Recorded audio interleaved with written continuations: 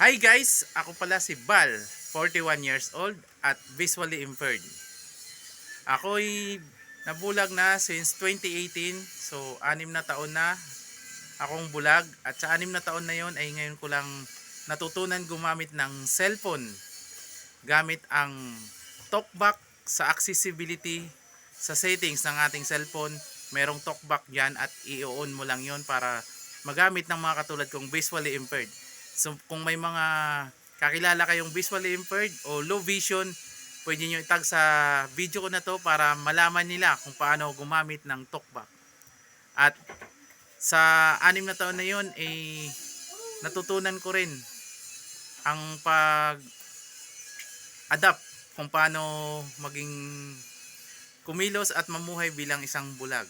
So samahan nyo ako guys sa susunod na kong video para may kwento ko pa kung anong mga pinagdadaanan ko sa loob ng 6 na taon na yon. So follow me guys and goodbye!